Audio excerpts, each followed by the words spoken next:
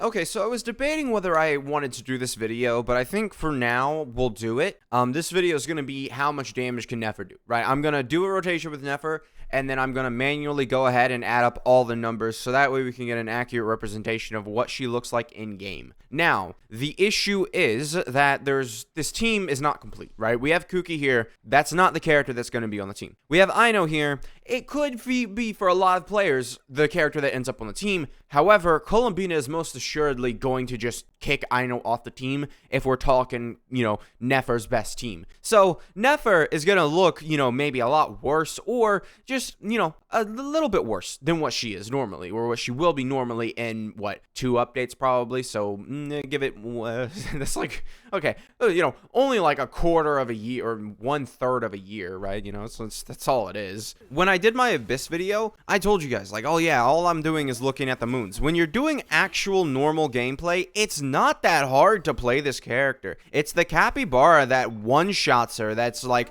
you just have to be wary of everything this guy's doing.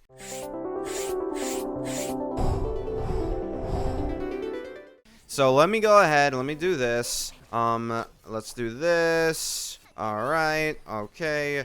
Let's grab that, let's grab that, let's grab that. Okay, now we pop the Q. Go ahead, do that. Okay, let's go ahead, grab that, grab that, grab that. Okay, we're good. Okay, so that is the damage. That's it. So, pretty good, I'm assuming. I'm gonna come back and I'll show you, I'll talk about it. I do hope that we crit. I do, because that'd be very annoying if we didn't. Okay, yeah, I didn't want to make this video. I do not like, the fact the rotation time was 18 seconds. Not exactly what we do here, right? Like, we do 16-second rotations. But because of Capybara, it was 18 seconds. Any other boss, I'm able to just whatever, I don't care about your existence, I'm just gonna keep charge attack. Presented in the Abyss, right? I literally did that in the Abyss. It wasn't that bad. No time, right? It's not like this character is like Arlecchino, where you have to dodge, otherwise you will eventually die. No, you can take a hit, because this character has 20,000 HP. Her base HP is weirdly high. Oh, actually, well, let me, is it her base HP, or is it my artifacts that did that? I'm seeing a lot of flat HP, not 20%.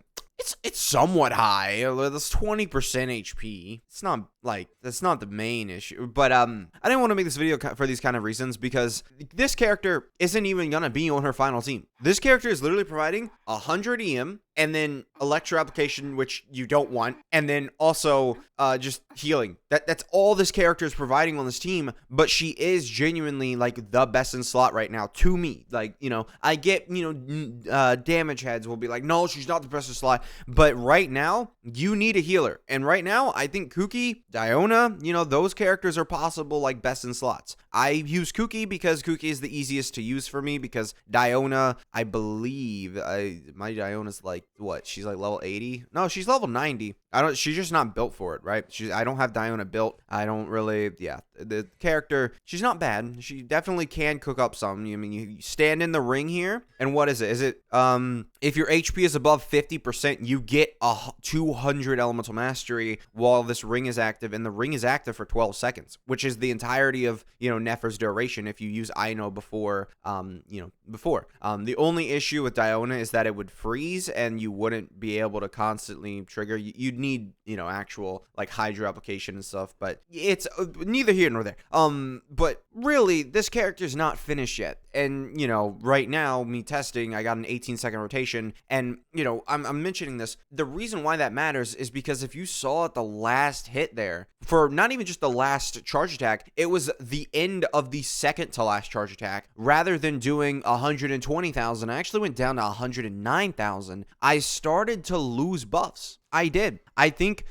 I don't know where, but I started to lose buffs from somewhere. I really don't know where I lost the buffs, but, at some point, I did start to lose the buffs, which I really don't know how it happened, but it happened. And, the last charge attack was, could have been huge, right? But instead, it got like half of its normal damage. We most likely would have easily been able to hit 2.1 million, I think. And if you have 2. 2.1 million, right? So the current numbers are 109,000 if you go by the actual rotation that we did. The actual rotation that we did, the real in-game rotation, because the cappybara was so strong, is 109,000 DPS. Because it's just like, if I ignore that guy, I might die. Legitimately. I can't just sit there and pummel him. But 18 seconds duration, or 18-second rotation time, 109,000 DPS, still pretty good, right? That's not bad for a rotation that went badly. But then, even taking it down to 16 seconds is only 123,000. Whereas if I were to say, oh yeah, we did the 2.1 million damage rotation, and then I go ahead and I divide it by 16 seconds, that's 130,000 DPS, which is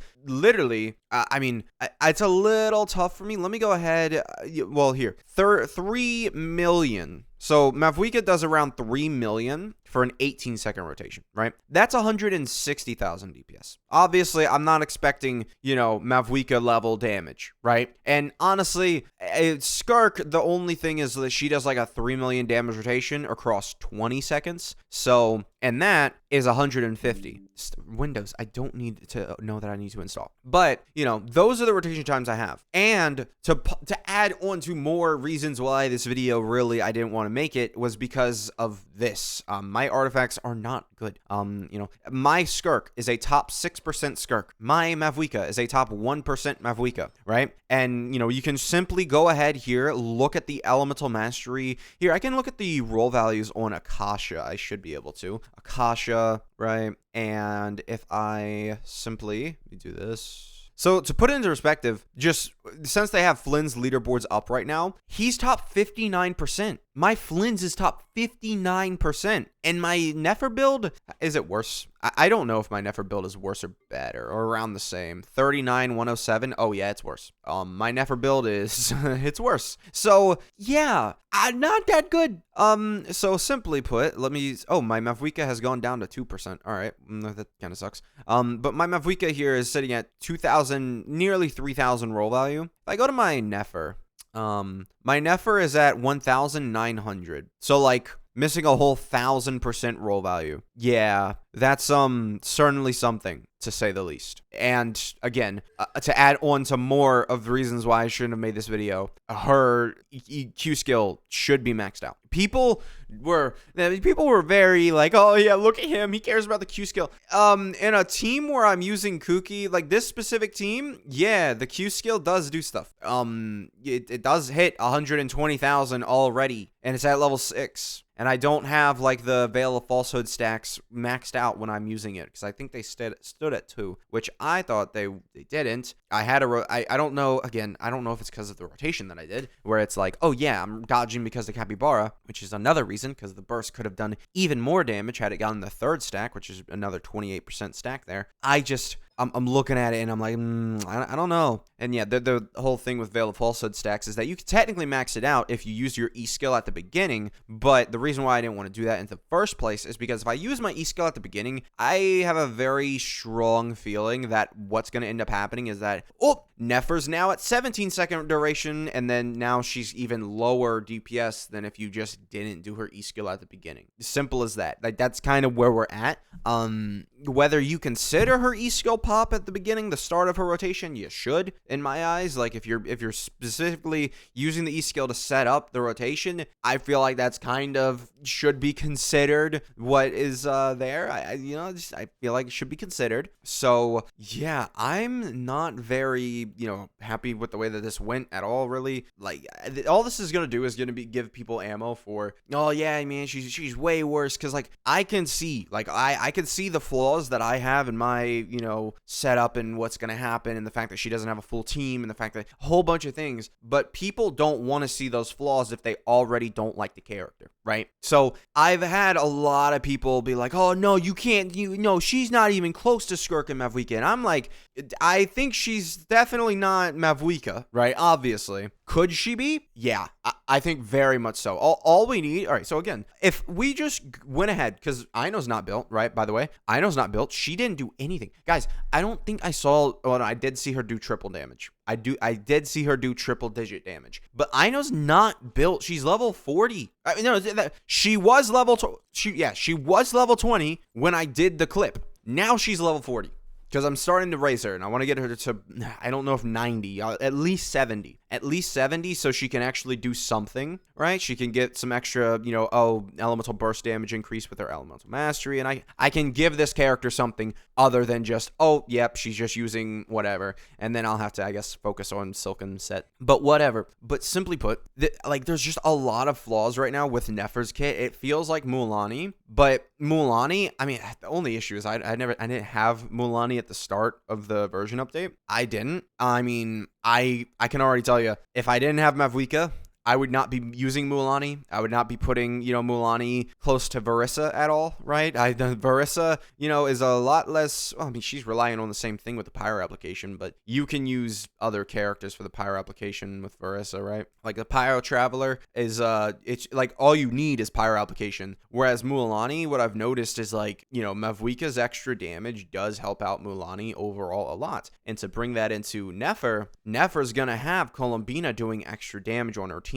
Right? So we see 3 million damage across 18 seconds. So how much damage do we need to do in 16 seconds to match 166 DPS? Let's say we go up to 2.5. Okay, 2.5 million, not enough. So 400,000 damage Columbina still makes her worse than, Mavwika. Okay, 2.6. Okay, we're right there. That's 162,000 DPS. 2.7, now we're talking higher than Mavwika. So it's around a 300k damage difference. So all she needs is 600,000 damage added to her team, and she's better than Mavwika, assuming you keep the same rotation time, which we'll see how that goes. Columbina could have a long, cooldown on one of her skills. I'm assuming Jahoda, is going to be on this team. She could have a cooldown issue. It could be a negligible cooldown issue like Mavwika, right? Where people, don't use her burst, right? They don't use Mavwika's burst on a Mulanni team because Mulanni can go ahead and do the damage herself. But